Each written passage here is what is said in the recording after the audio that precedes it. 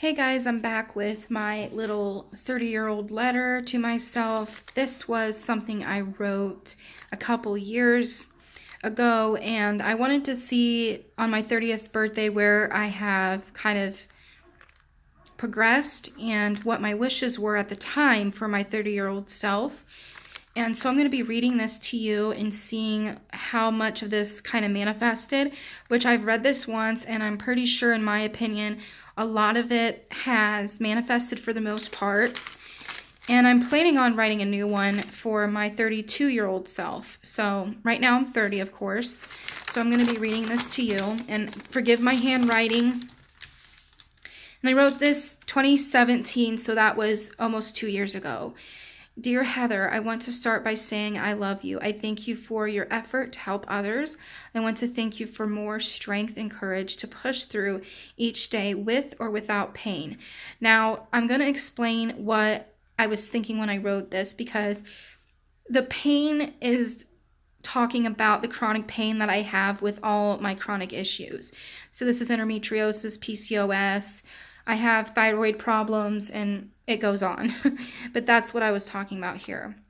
I want you to know that you are more active, healthier, happy, and now only aware of the present and ready for the future.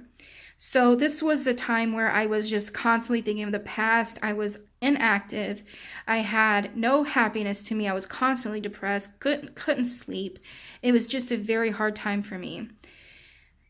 That you are not scared or fearful. You have more faith and you trust yourself and spirit above all. This was saying that I was constantly comparing to myself to other people. I was constantly searching for other people's validation, especially people in my past that I felt rejected me or hurt me. So that's why that's put there. And you only care about what you think. Again, it goes back to what I was thinking about, what other people thought about me in the past, and the mistakes that I felt like I made in the present at this time.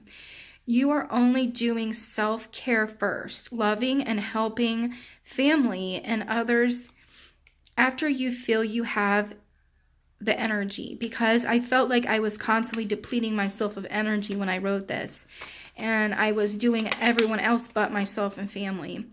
I'm sure now you are more aware of who you are without shape-shifting for no one.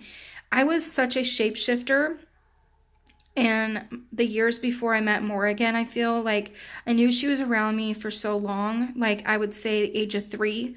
She was around me. My mom actually seen her, and she didn't know who she was until I started talking about her a couple of years ago. But shape-shifting meaning that whatever this person I was after and wanted their attention, I would almost start to invest time into reasons why this person liked this baseball team, or this person liked this color, or they like this kind of books. And I would do that. I would actually say, yeah, I like that. And I would invest so much time in what they wanted, but I didn't know who I was. I was constantly shape-shifting to make other people happy when I didn't even know what happiness truly was for myself. I was constantly trying to be the perfect person for everybody else. You are inspiration now to my past selves that hid too much from self and others. So again, it just goes on to say that I was getting motivation and inspiration from other people, and I didn't even know what that meant for myself. The only thing I can remember doing for myself before I got into these weird energies, the shadow selves, it was writing, of course, and drawing. Thank you for being more proactive and allowing anxiety and stress to be a stepping stone to overcome rather than a place to be until you give up. So basically, it's just saying that this was supposed to be a trigger to progress rather than stay stuck. And I remember when I had anxiety and depression, it would just take over, and I wouldn't even know what to do. I would just give up. Thank you for your effort moving forward. I embrace you and I respect you and honor you. Thank you for making my dreams come true. Now, I realize that a lot of this is manifested, and I'm going to explain really quick before I end the video. Health is still a problem that I'm still working towards. When I talked about the fear of moving forward, I came into this new year with connection to someone from my past. It was an old love. And this person was talking to me and how I was trying to entertain that person to make them happy.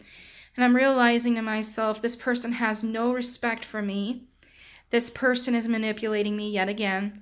And I was like, no more. I had a dream about it, to cut the ties, and I did.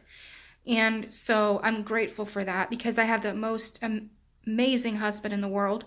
And now I know that it's not worth sacrificing to please someone else in my past. It's definitely not worth trying to please someone that doesn't really want to get to know me as deeply as my husband. This goes not only for romantic relationships, this goes with just interpersonal connections. So that, I feel like, really was a summary of what I was going through at this time. And moving forward, I was stuck at a job for 11 years. I was a DSP. I was very miserable, and even though I loved the clients and the job taught me a lot and I loved it at one time, I was needing to get out of it. I manifested a new job in December of 2018, and I'm working that job right now in 2019, and I absolutely love it. It's still within the same company, but I am working 30 minutes away from where I was. So this is a different opportunity that I could create for myself using my degree. Now, I have a degree in addictions, though what I'm doing now is a QDDP, which is all about taking care of the population of these clients that I've took care of for 11 years. And this is about a lot of paperwork and making sure that everyone gets what they need. So I'm very much more happier in this job. I have used my degree. I'm salary, I'm full-time, and at the time I was consumed by spending so much time looking at other people that I didn't even know what I wanted. And now I feel like I'm more mature. I'm more aware of how to organize my energy better, though I'm still working on time management, and I am still working on not feeling any guilt for saying no, and not feeling any guilt for taking a lot of time for myself when it is the weekends. You know, I really do love my YouTube channel. I really do love my family, friends, and also my business. But I realize that what I need right now, Spirit knows most, and I can no longer allow distractions to keep me stuck. So that is what I feel like I've accomplished through this letter, and I'm very happy with it, and I'm going to be writing a new one and then, reviewing it later. But I hope that you guys do this, because I found this through Kellyanne Maddox's YouTube channel and ideas she had going, and shadow work, progression, and the psyche and the spirituality, and I just really love her. I love what she has to say. She makes my mind tick. She makes me feel fizzy because she has so much different words. She uses vocabulary so mysteriously and magical, and everything that she says, it makes it just seem like it's another world of possibility. So I do hope that you check out her channel. The crystal that I have on my camera right here, this is the amethyst. I got it from my friend's shop. I will link her shop down below as well, Moon Goddess Gypsy. She sells amazing crystal bath soaks, oils, and she is an incredible soul that a lot of people don't even realize her value, I don't think, at times. And if you take time and you get things from her, your life will change in a positive way. So I do hope that you check out both their channels, both their shops. And please check out my shop as well. And I will leave that down below. If you are new here, please like, share, subscribe. And I look forward to the next video with you guys. Have a blessed 2019. Blessed be.